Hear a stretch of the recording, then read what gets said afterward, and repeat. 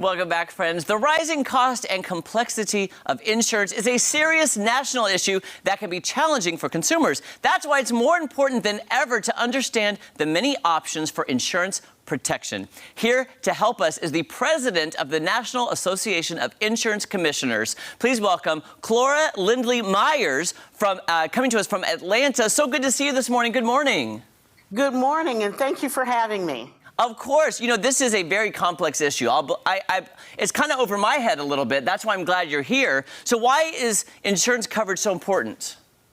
It is very important to cover not only your person, your property, your health, and of course the services that you offer. That's why insurance is very important. You've built up this matter, and so you want to make sure that it's protected as you are protected.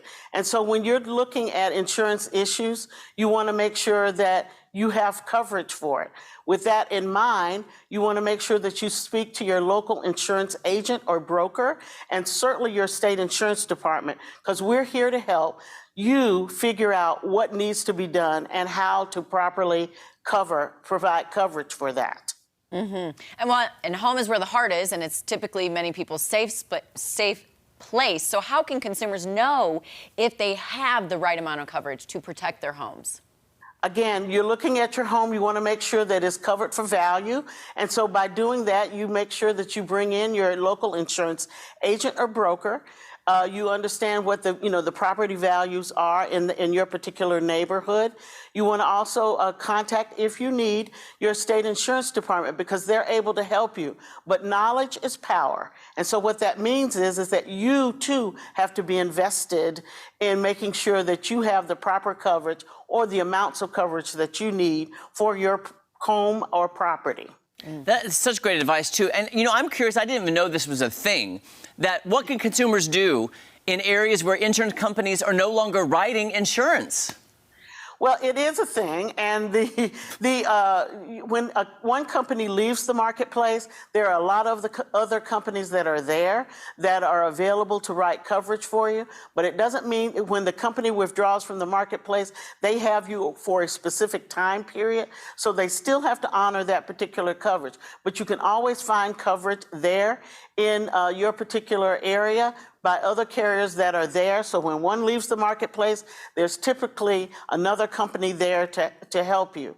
There are also in certain states an insurer of last resort. And so that is like a fair plan. So you can always get that type of information, not only from your agent, but also from your local state insurance department. Mm-hmm. And then how has the end of the COVID emergency affected how we should handle our own health insurance? Well, I would say that about 1 million plus people have been disenrolled from coverage. And the reason and the rationale there is because they were taken off of Medicaid rolls. And so by being taken off of those Medicaid rolls, they have lost coverage. And some of the people, frankly, moved from one place to the other and may not realize that.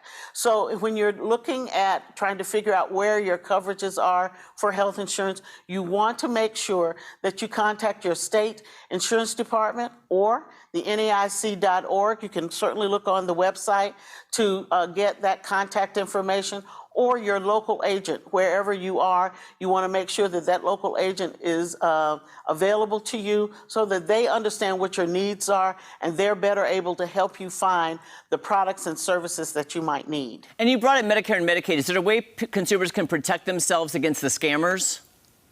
Absolutely. Don't give out any personal information to people that you don't know. And when people tell you, oh, you can give you 0 premiums or very small premiums or what have you, you always want to check that out. And by doing so, you can do that through a local agent. You can do that through your state insurance department, because they know, your state insurance department knows which agents are licensed for what products and services, and so they'll be able to help you. So don't fall for the scams. You want to make sure that you don't give out your personal information to people that you don't know. Excuse me, those are great advice. Now, if anyone wants some more information, where are they able to go to get that?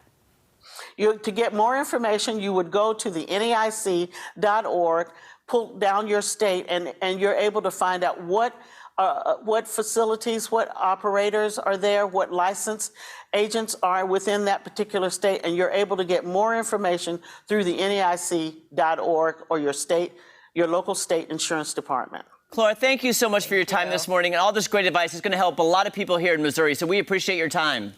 Thank you. Have a great day. Have a great day. You too. A lot of information there.